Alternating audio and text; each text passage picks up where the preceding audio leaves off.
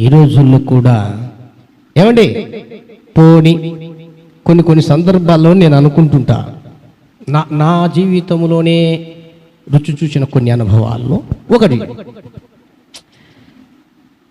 పోని ఇక్కడ ఉండడానికి ఇష్టం లేదు, మరి భర్త ప్రాబలమా, భార్య ప్రాబలమా, పిల్లల ప్రాబలమా, లేదా ఇరుగు పొరుగు వారి ప్రాబలమా, లేకపోతే చెప్పుడు మాటల ప్రాబలమా, మరి ఎవరో నాకు తెలియదు, పోని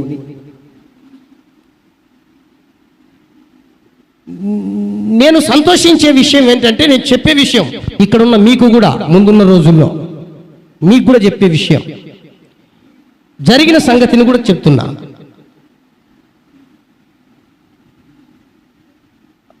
ఒక నయా పైసా ఆశించకుండా దేవుని సేవే ఇక నాకు ఏది లేదు, ఆయన భాటిపీఠం చెంతనే నా శేష జీవితం, దేవుని పిల్లల యొక్క రక్షణ కొరకే నా జీవిత యాత్ర, సంఘములో ఉన్న దేవుని బిడల కొరకే నా ప్రయాస పని అని సమర్పణతో బలిపీఠంపై అర్పించుకొని జీవితాన్ని పెట్టి నడుస్తున్నా. చాలామంది నడుస్తున్నారండి, నా వరకు నేను చెప్తున్నా నడుస్తున్నా.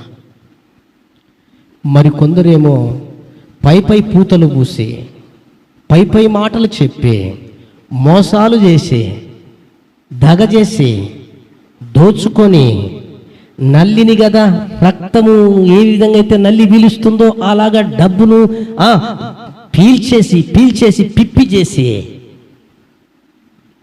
వాడుకొని విడిచిపెట్టి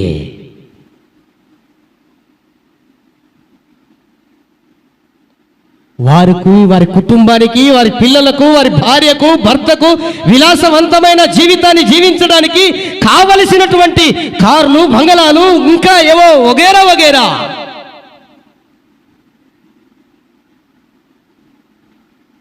నామకు మాత్రమే సేవ అని చెప్పి తిరిగే వాళ్ళు లేరా? బొచ్చోడ మంది సేవకులు ఉన్నారు. నా బాధంతా ఏం, ఒకవేళ నా దగ్గర లేదా దేవుని సంఘములో దేవుని సేవకుడైనా నేను నాతో సహవాసం చేసి లేదా నా ద్వారా రక్షణ పొంది దేవుని సంఘంలో అంటుకట్టబడిన వారు దేవుని చిత్తం కాకుంటే పోతారు, పోని దేవునికి స్తోత్రం, దాని గురించి నేను అలా పక్కన పెట్టేస్తే, ఒకటి మాత్రం నేను చెప్తాను, వదిలిన పట్టుకునేది ఇంకా ఎట్లా ఉండాలా చెప్పండి? వదిలినదే మంచిది, ఇంకా మరి పట్టుకునేది ఎట్లా ఉండాలి? మరి మంచిదే ఉండాలి, అవునా కదా? వదిలింది మంచిది, పట్టుకున్నదేమో పనికిరాని దాన్ని, పనికిరాని వాటిని ఎన్నుకోవటం. ఉన్నత ఉపదేశం పొందవలసిన సంఘములో దేవుని యొక్క ఉపదేశానుసారంగా నడవవలసినటువంటి వారు అక్కడ ఉపదేశం ఉండదు, ఉపవాసం ఉండదు, ఉపదేశం ఉండదు, ఉపవాసం ఉండదు, ఉపేక్ష ఉండదు, అపేక్ష ఉండదు. మన వాళ్ళకి ఏం కావాలి? అలాంటి వారే కావాలి, అలాంటి సేవకులే, అలాంటి సంఘమే. సారీ, నేను విమర్శిస్తున్నందుకు కాదు, ఉన్న సంగతులను నేను తెలియజేస్తున్నా. మీకు కూడా ఇది తెలియకపోలేదు, మీకు కూడా తెలుసు ఈ విషయాలు.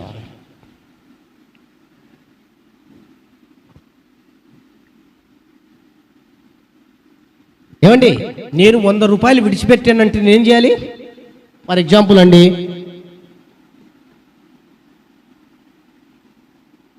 మందిరము స్థలం పక్కన కొనటానికి నేను చాలా వ్యయ ప్రయాసాలతో ప్రభువుని అడిగితే ప్రభువు నాకు ఇచ్చాడు ఒక సిడి డిలక్స్ బండి, కొత్తదే. చాలా కష్టతరంగా, సంఘం కూడా లేదప్పటికీ, కష్టతరంగా నేను కంతులు కట్టుకొని ముగించుకున్నా. ఆ లోపల స్థలం తీసుకోవాల్సిన పరిస్థితి ఏర్పడింది. ఏం చేయాలి? డబ్బులు ఏం లేవు. అప్పటికే మందిరం మనం కొంతవరకు వేశాము, దాన్ని బట్టి ఆడింత ఈడింత కొంచెం అప్పుల రూపంలో కొంచెం అలా ఇలా తెచ్చుకొని చేశాము. అప్పటికే ఉంది, మరి ఏం చేయాలి?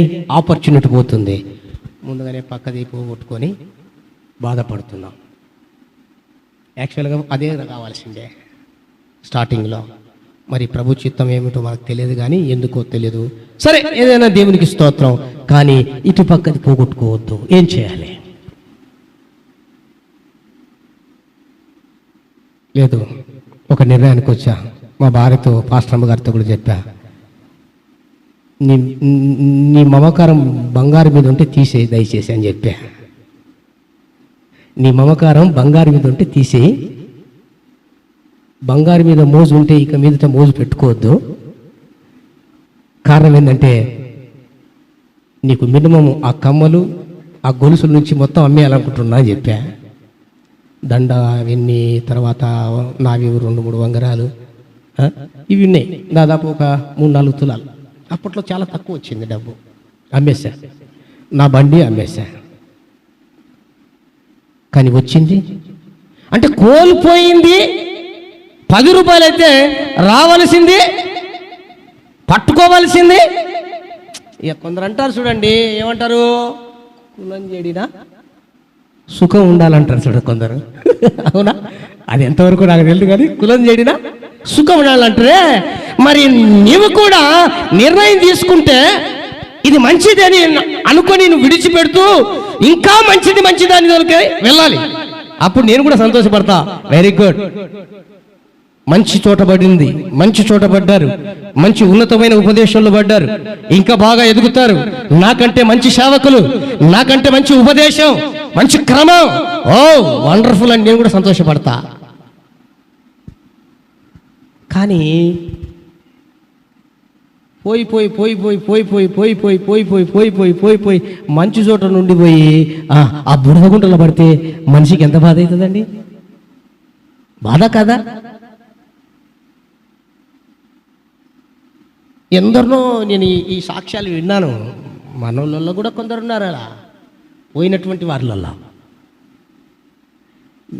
ఉన్నటువంటి వారితోనూ పోయినటువంటి వారితోనూ ఈ మాటలు వింటున్న ప్రతి వారితోనూ యేసయ్య ఎందుకో ఈ రోజున మాట్లాడిస్తున్నాడు. జాగ్రత్త, నీ నిర్ణయం, నీ తీర్మానం జాగ్రత్త. ఇలా విడిచిపోయి ఈ పాస్టర్ అన్న వాక్యంతో బాగా గట్టిగా మాట్లాడతాడండి, దీన్నే సూటిగా చెప్తాడండి, అలానే చెప్తాడండి అని చెప్పేసి పక్కకు పోయి ఆకొక్కలకు అలవాటు పడిన వాళ్ళు ఎంతమందో, చుట్టా బీడి సిగరెట్లకు, బ్యాండీ షాపులకు అలవాటు పడిన వాళ్ళు ఎంతమందో, సినిమాలకు సీరియళ్లకు అడక్ట్ అయిన వారు ఎంతమందో, పక్కకి వెళ్ళిపోయి అన్యుల సహవాసం పెట్టి పడి జీవము కలిగి దేవుని విడిచిపెట్టి మరలా మూలపాఠం చెప్పాల్సిన పరిస్థితుల్లోనికి వస్తా ఉంది ఈ రోజున. బయటికేమో భక్తులు, లోపల చూస్తే బొత్తిగా భక్తి లేని వాళ్ళు. బయటేమో జీవం కలిగిన దేవుడు, బయట వెనుకల లోపల చూస్తే రాళ్ళు రప్పలు విగ్రహాలు.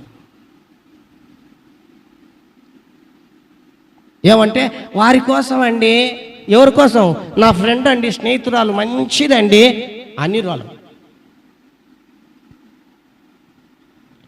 అన్యుల పంచాన చేరి అన్ని ఆచారాలన్నీ చేస్తారే. అన్ని ఆచారాలు చేస్తారేంటి? నువ్వెవరు?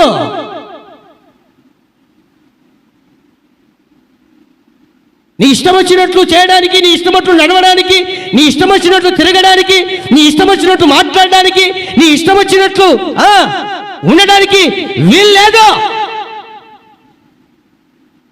ఎవరైనా ఎక్కడైనా చెప్తారేమో కానీ నా దేవుడు చెప్పేవాడు కాదు, అంతకంటే నేను ఒప్పుకునేవాడను కాను. నాకు 10 మంది వచ్చినా ఇబ్బంది లేదు, ఒక్కరు వచ్చిన ఒక్కరితోనైనా కూడా నేను ఆరాధన చేస్తా, వారితోనే నేను మంచి మాటలు పంచుకుంటా, దేవుని వాక్యాన్ని చెప్తా అని మిమ్మల్ని త్రోసేస్తున్నాను, మమ్మల్ని లెక్క చేయట్లేదని మీరు అనుకోవద్దు దయచేసి. అట్లన్నీ మమ్మల్ని నెగ్లెక్ట్ చేస్తున్నాడు, మేము ఉంటేనేం పోతేనేం అన్నట్టు మాట్లాడుతున్నాడేనా అనుకోవద్దు.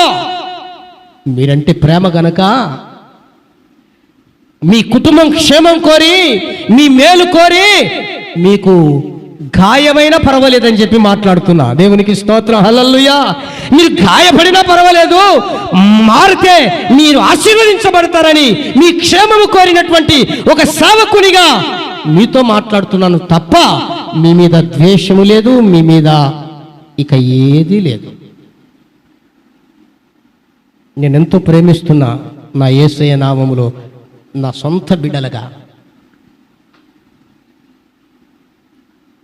ఎంత ప్రయాసపడుతున్నానో, ఎంత పని చేస్తూ ఎంతగా వేదన పొందుతున్నామో మీరు అనుకుంటారు.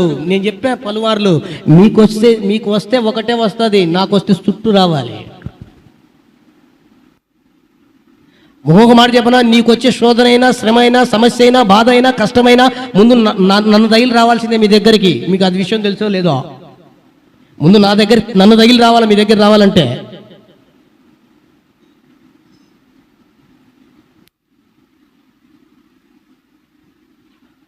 కానీ స్టిల్ నవ్వు ఇప్పటి వరకు కూడా దేవుని మహాకృప చేత నడిపించబడుతున్నామంటే దేవుని యందలి నా యొక్క తీర్మానం. దేవునికి స్తోత్రం, హల్లెలూయా.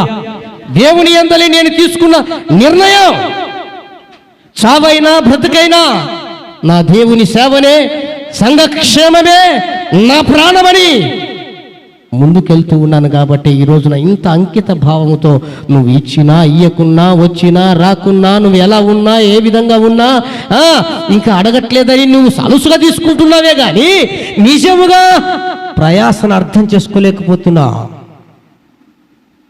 నిన్నటి ఆదివార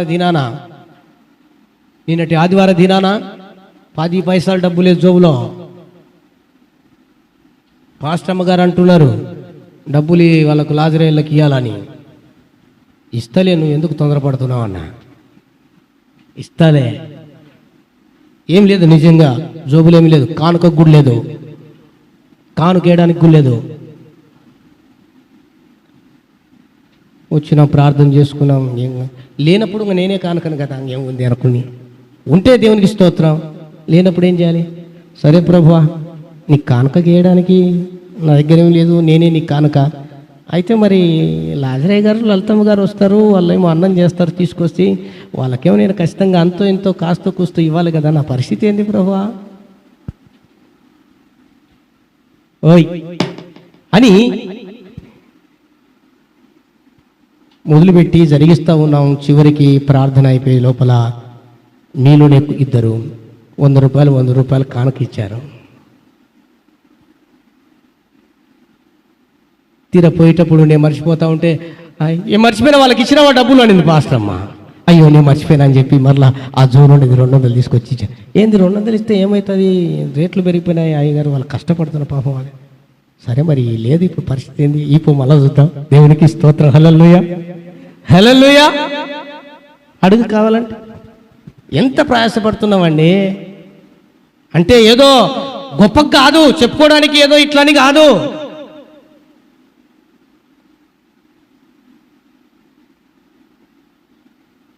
దేవుని సంఘమైన ఇల్లు, ఇంటిలో ఉన్నవారు క్షేమంగా ఉండాలి, సుఖంగా ఉండాలి, సంతోషంగా ఉండాలి, కడుపు నిండా ఉండాలి. అది అన్నమైన, ఆత్మీయ ఆహారమైన, శారీరక ఆహారమైన. మరి ఏ రోజైనా నీ ఇంటి కోసం నువ్వు ఆలోచన చేసినావా? నీ ఇంట్లో ఉన్న నీ పిల్లల కోసం ఆలోచన చేసినావా? నీ ఇంట్లో ఉన్న నీ భర్త కోసం నువ్వు ఆలోచన చేసావా? నీ ఇంట్లో ఉన్న నీ భార్య కోసం ఆలోచన చేసావా? నీ ఇంట్లో ఉన్న నీ తల్లిదండ్రుల కోసం ఆలోచన చేసావా?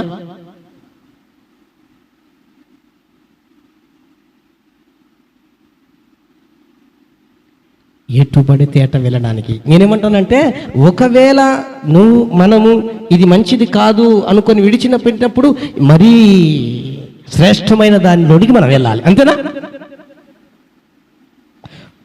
ఇది ఒక 10% మేలు అన్నప్పుడు ఎంత పర్సెంటేజ్, కనీసం 20% దానికన్నా మనం నిర్ణయం తీసుకోవాలి, అవునా కదండి?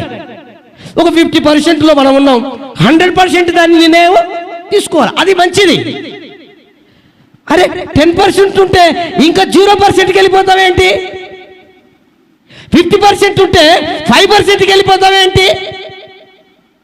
100% ఉంటే 10%కి వెళ్ళిపోతావేంటి? ఇది తప్పుడు నిర్ణయమా కాదా? నా మాటలు అర్థమవుతున్నాయా? అర్థమయ్యే వాళ్ళు దేవుని స్తోత్రం చెప్పండి. హల్లెలూయా, హల్లెలూయా. అర్థమవుతుంటాయి, ఎందుకంటే నేను తెలుగులోనే కదా చెప్తున్నది. నాకు మిగతా ఏమంటారు భాషలు రావులేండి. ఏమన్నా ఒక్కొక్కసారి మీ దగ్గరికి వచ్చి వాడు అట్లా ట్రాన్స్లేట్ చేస్తుంటాడు. ఒక్కొక్కసారి పక్కన కూర్చున్నాడు పక్కవాడు మన చెంతనే వచ్చాడు శనిగాడని. ఆ శనిగాడు అప్పుడప్పుడు ఏం చేస్తాడంటే నా తెలుగునే కొన్నిసార్లు డైవర్ట్ చేసి ట్రాన్స్లేషన్ చేస్తుంటారు మీకు విననివ్వకుండా. మీరు చాలా జాగ్రత్తగా వింటున్నారు. దేవునికి స్తోత్రం. హల్లెలూయా. ఇది రెండవ నిర్ణయం. పోయి మంచి చోటు నుంచి ఎక్కడ పోయింది?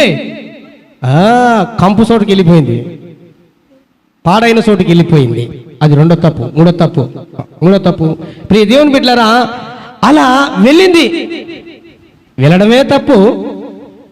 పోయి మరలా వెళ్ళిన స్థలమే మరి తప్పు. మరలా అక్కడికి పోయి తన 2 కుమారులకు అన్య జనుల ఆ స్త్రీలను పెళ్లి చేసుకుంది.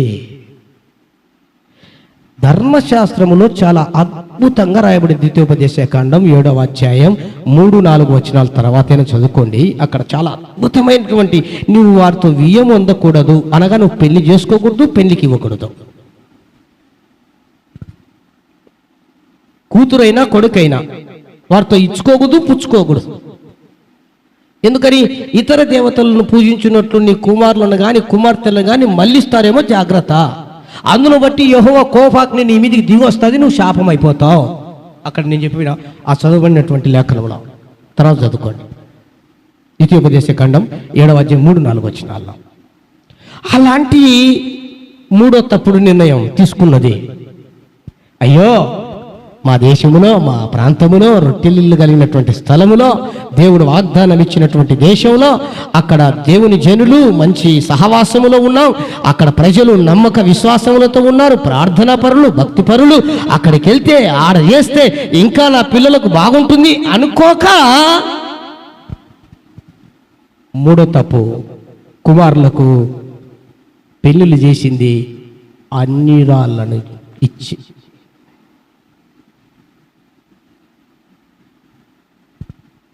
ఈ 3 తప్పుల కారణాలుగా ఉన్నాయి కొన్ని. ఇంకా ఈ 3 తప్పుల కారణాలుగా వితిన్ కొన్ని రోజులకే భర్త చచ్చిపోయాడు. జాగ్రత్త వినండి. ఈ 3 తప్పుడు నిర్ణయాల కారణంగా 2 కుమారులు చచ్చిపోయారు కొంతకాలానికే. పెళ్లి చేసిన వితిన్ కొన్ని రోజులకే.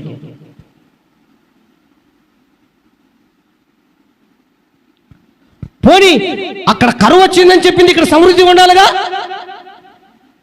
అక్కడ కరువే వచ్చింది, ఇక్కడ మాత్రం కరువుతో పాటు దుఃఖము, ప్రాణానికి విసుగు, మనిషికి ఇక ఎట్లా అంటాం చూడు, చావక బ్రతుకుతామంటాం చూడు, అంత దుస్థితిలోకి దిగజారిపోయింది. ఒకానొక సందర్భంలో నయోమి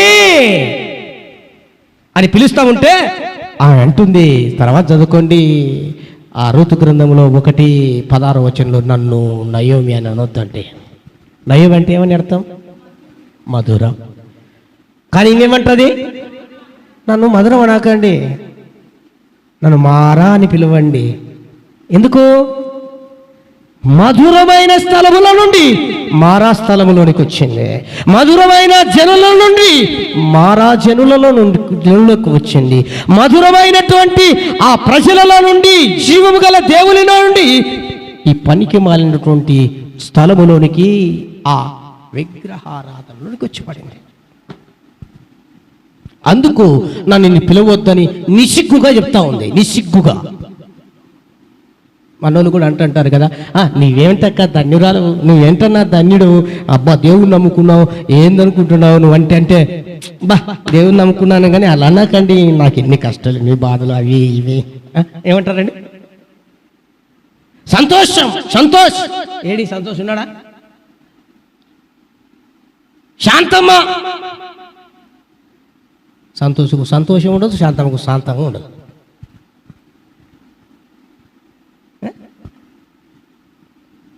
ఆనందరావు, ఈయనకు ఆనందమే ఉండదు.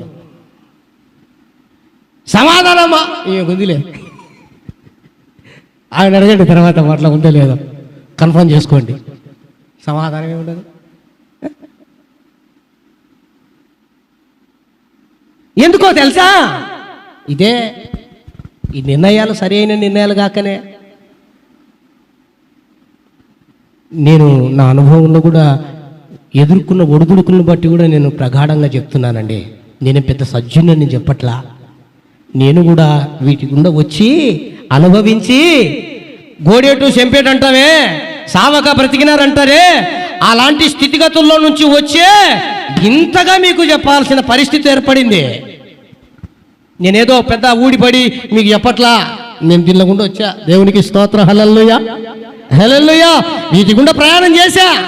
ఈ రోజున నా దేవుని జీవము కలిగిన దేవుని నామములో చెప్పగలను,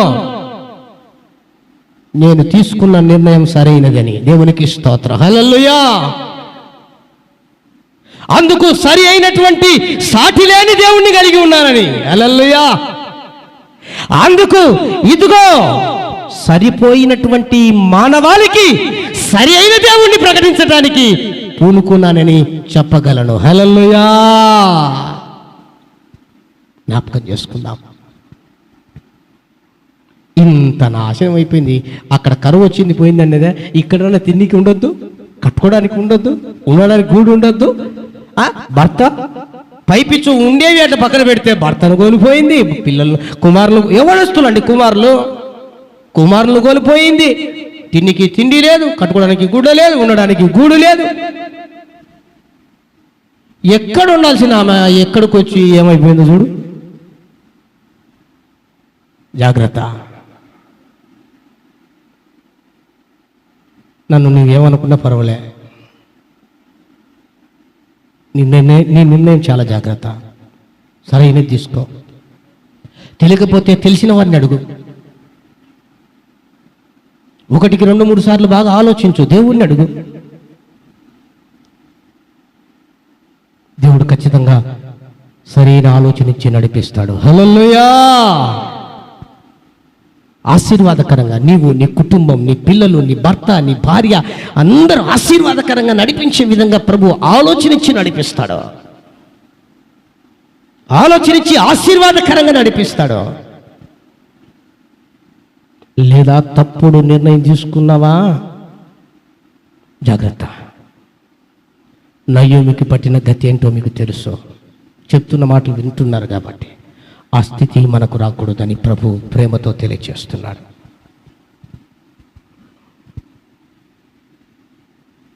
ప్రియ దేవుని బిడ్డలారా, అందుకనే నేను చెప్పిన మాట, నువ్వు తీసుకున్న నిర్ణయం మీద నీ జీవితం ఆధారపడి ఉంటుందని.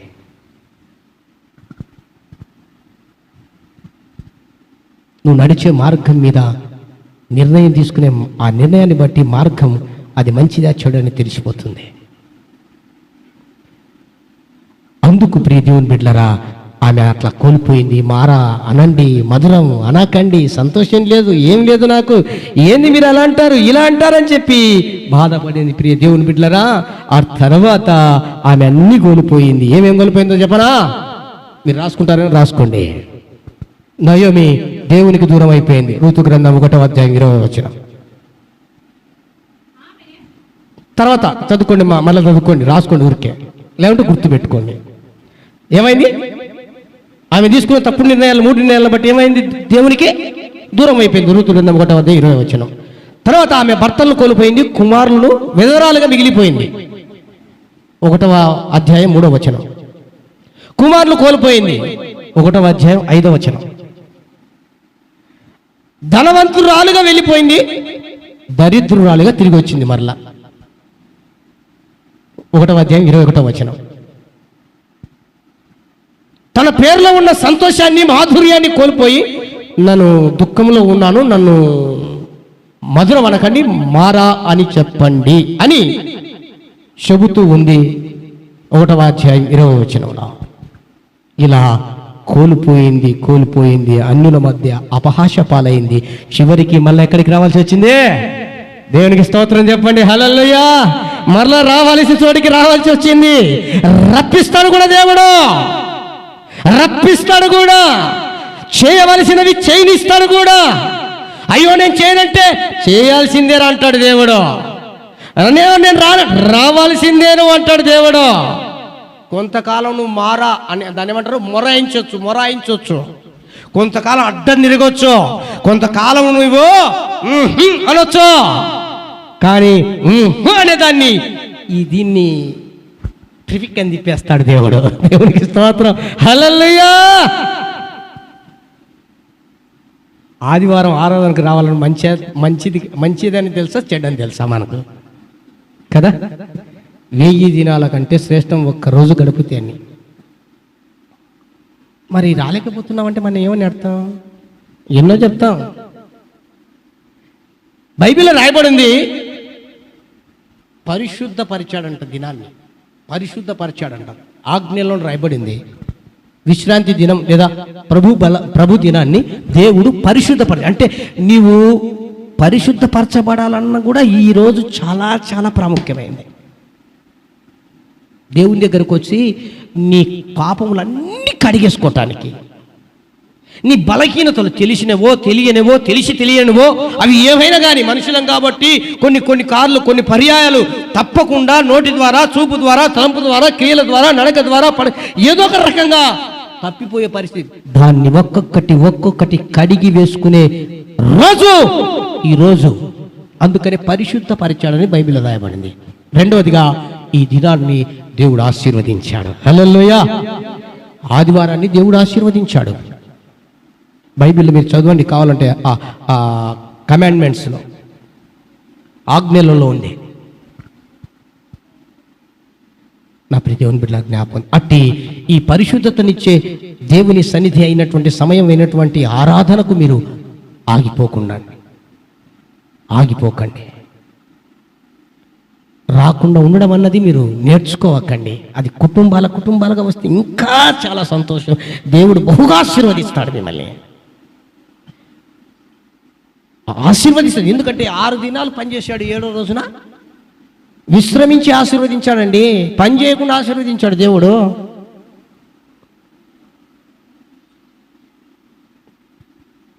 ఏమండి, బీడి తాగడం, సిగరెట్ తాగడం, బ్రాందీ తాగడం మంచిదా?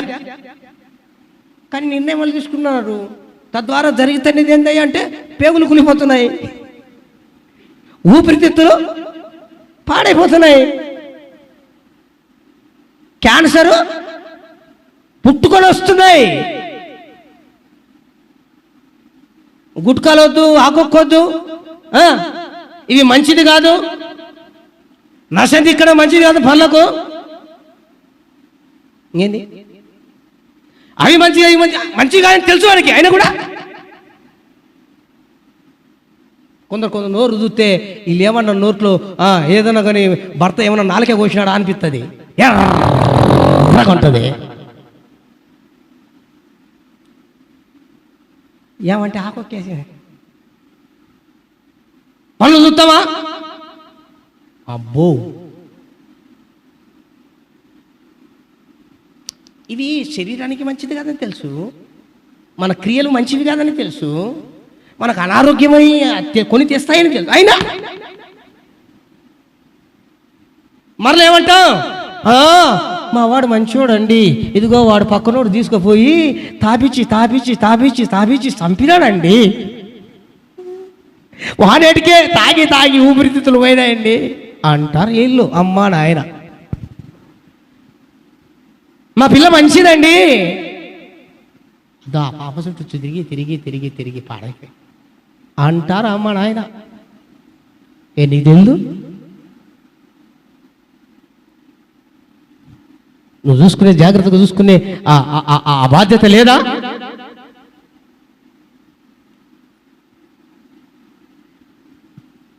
నా ప్రియ దేవుని బిడ్డలారా జ్ఞాపకం చేసుకో. తద్వారా పరిస్థితులు తారుమారైతాయని చెప్తున్నా నేను. అంతే, జీవితాలు తారుమారైపోతాయి.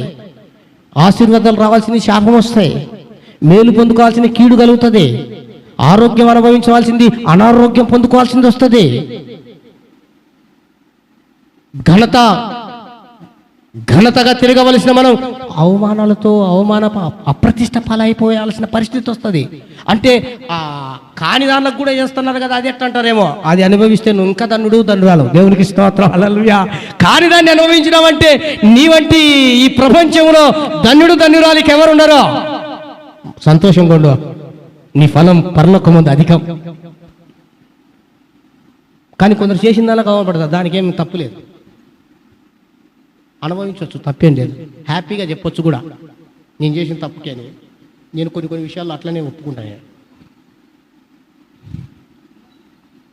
కొన్ని విషయాల్లో కాని దానిలో కూడా అంటగట్టి చేసి లేకపోతే ఇంకా రకరకాలుగా చేస్తుంటారు. చూడు, ఇట్లా వాడితే ఇది ఇట్లా, దానిలో బట్టి దేవుని స్తుతిస్తుంటాం అంతే.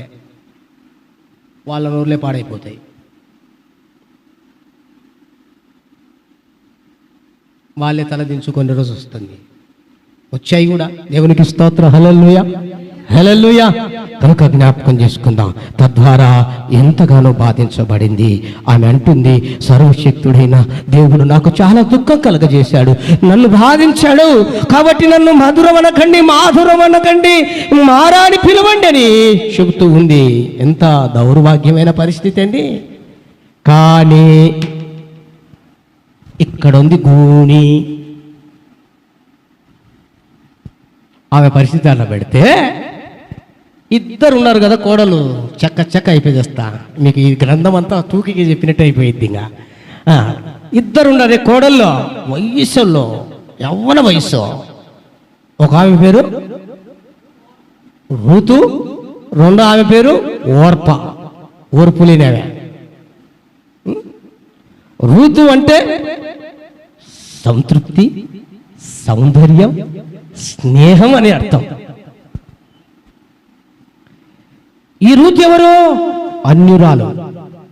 ఎక్కడైనా చెప్పాను కదా, మోయాబు దేశం.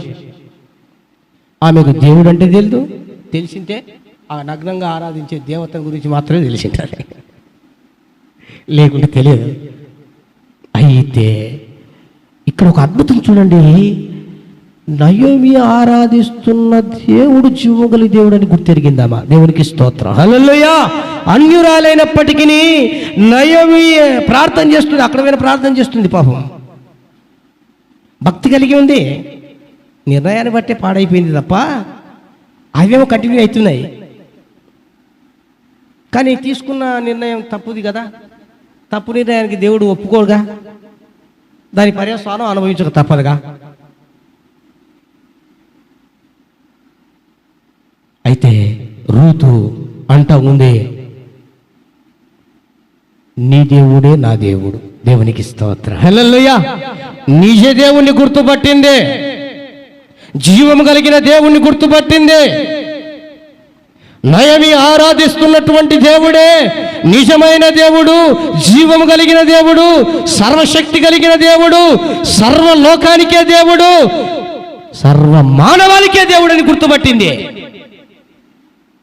అందుకని నా దేవుడే నీ దేవుడు అనేది. నీ దేవుడే నా దేవుడు అనేది.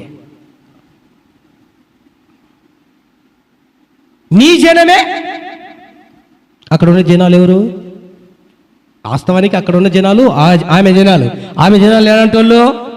పచ్చి విగ్రహారాధికులు, పచ్చి వ్యభిచారంలో ఉన్నవారు, పచ్చి ఆ యొక్క మోసంలో ఉన్నవారు, దొంగతనాల్లో ఉన్నవారు, ఏమండి దుర్మార్గులు. అంతా ఆడ మొగ భేదం లేకుండా అంతాలే. కానీ ఈమెమంటుంది, వీళ్ళు వాళ్ళు నా వాళ్ళు కాదు, వీళ్ళ దుర్మార్గులు, వీళ్ళు అని ఇంకా లిస్ట్ అంతా చెప్పుకుంటూ వచ్చి, అత్త కాదు నీ వాళ్ళే నా వాళ్ళు. దేవునికి స్తోత్రం, హల్లెలూయా. నీ వాళ్ళే నా వాళ్ళు. జీవము కలిగే దేవుని గుర్తుపట్టింది. రెండవదిగా వారుంటున్నటువంటి ఆ ప్రదేశం, ఆ జనులు పాపిష్టి జనాంగం అని గుర్తుపట్టింది, పాపభూయిష్టమైన ప్రదేశం అని గుర్తుపట్టింది. ఇక్కడ ఉన్నదంతా మోసము, దగ, ఇక్కడ ఉన్నదంతా దౌర్జన్యం, దుర్మార్గం, ఇక్కడ ఉన్నదంతా వ్యభిచారం, విగ్రహారాధన, ఇక్కడ ఉన్నదంతా దేవునికి వ్యతిరేకమైనది, విరుద్ధమైనది. ఇది ప్రజలను మోసం చేసేది, ప్రజలను అడ్డదారిలో నడిపించేది, ప్రజలకు అన్యాయం చేసేది.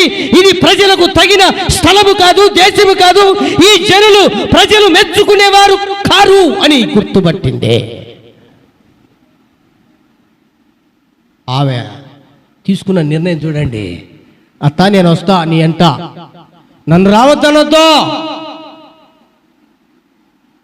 నన్ను రావద్దనొద్దు, చూడు బాగుండదు అన్నట్టు. నేను వస్తా, నీ వెంటనే వస్తా, నా దేవుడే నీ దేవుడు, నా దేవుడు, నీ జనమే నా జనం.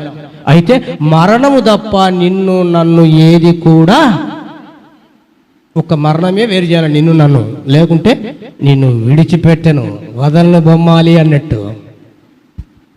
నిన్ను విడిచిపెట్టదత్తా. ఎంతమంది ఈ కోడలు ఉంటారండి? వద్దులేనా పాస్ అంటారా? కాస్త ముందుకెళ్ళు. ఎంతమంది అత్తలు ఉన్నారు? అత్తలకు కూడా ఇది కూడా పాస్ అంటారా? అత్తలు అబ్బా ఏమంటారు? మునిగిసా పాము. ఈ రెండిటికి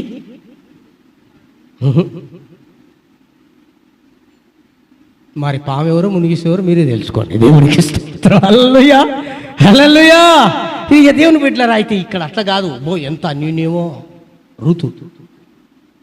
నా ప్రియ దేవుని బిడ్డలారా, ఈమె ఫస్ట్ నిర్ణయం వచ్చేసి జీవం గల దేవుని గుర్తుపట్టింది, నిర్ణయం తీసుకుంటుంది. రెండవదిగా పాపభూయిష్టమైన ప్రజలు, ఈ ప్రదేశం అట్లాంటిది కాదు, ఇది మంచిది కాదు, ఇది వ్యతిరేకమైనది దేవునికి అన్ని గుర్తుపట్టింది.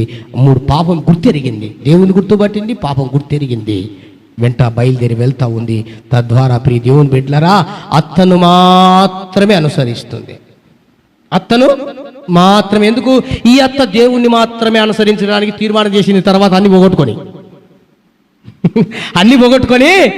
నిజంగా ఇదంతా నేనేదో కరువు అని కష్టమని నేను వస్తే, ఇక్కడ చూస్తే ఈ కరువు కష్టం కాదు కదా, ఉన్న నా పెనిమిటిని పోగొట్టుకుంటే, ఉన్న నా కుమారుని పోగొట్టుకుంటే, ఉన్న ఇద్దరు రూతు, అందులో ఒక ఆమె, ఏమండి అత్తగారు, ఇద్దరిని అడిగింది, నా దగ్గర మళ్ళా పుట్టించి నీకు పిల్లలు పుట్టించి మీకు పెళ్లి చేయాలంటే నా వల్ల కాదు, నాకు అంత వయసు లేదు, మీ దారి మీరు చూసుకోండి అన్నిటి చెప్తే, అప్పుడు వెంటనే ఓర్ప ముద్దు పెట్టుకొని అని ముద్దు పెట్టుకొని బాయ్ అని చెప్పిపోయింది.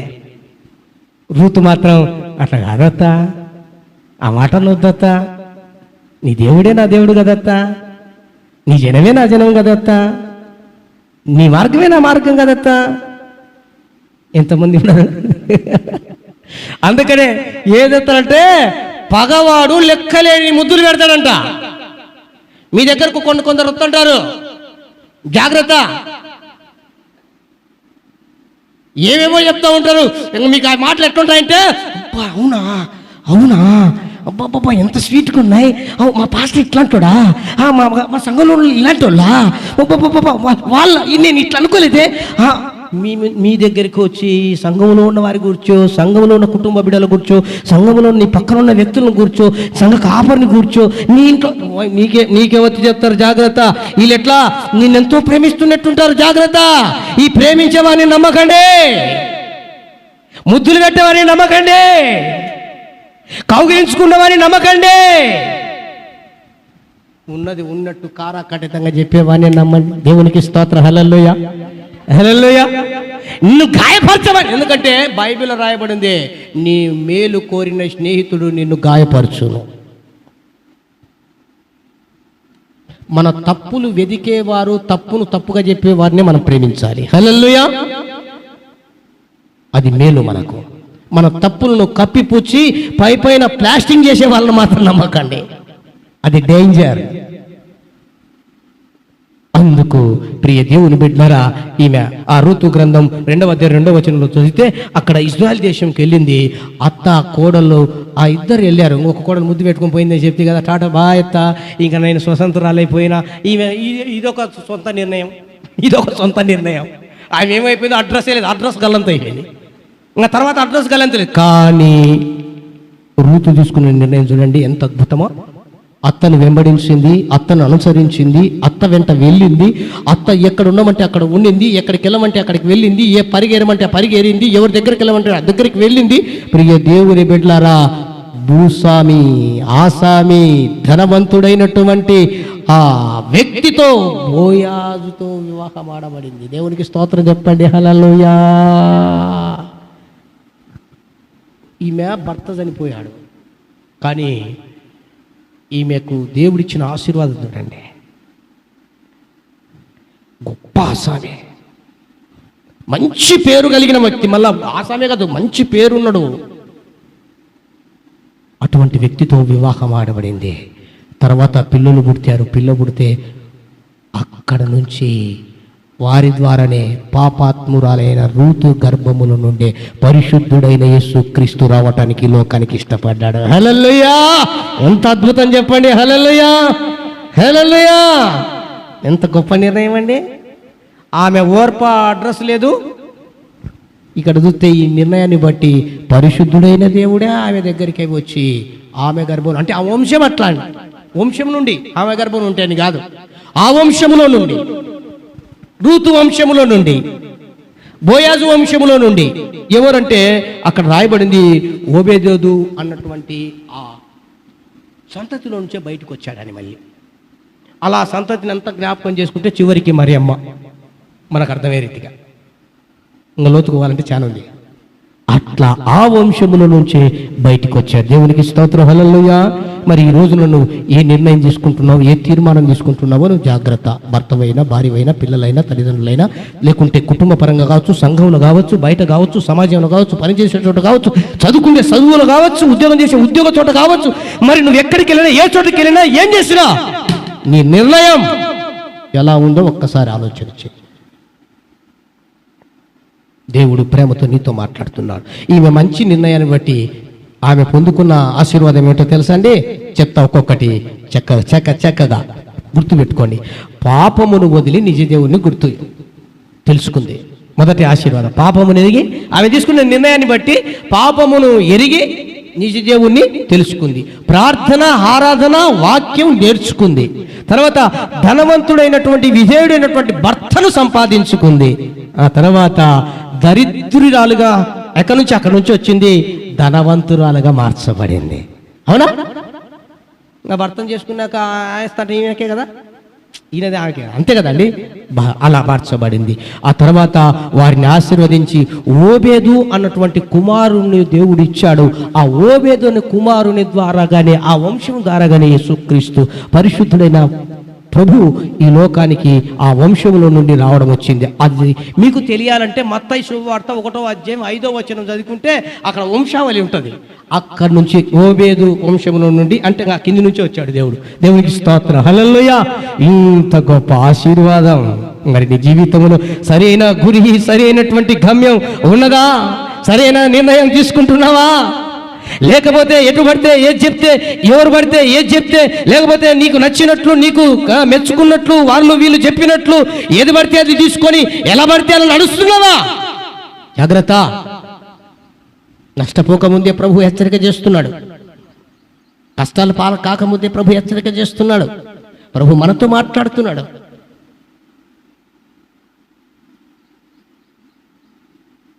నీ జీవితం నీ మీదనే, నీ నిర్ణయం మీదనే ఆధారపడి ఉంటాయి. నీ చేతుల్లోనే ఉంది.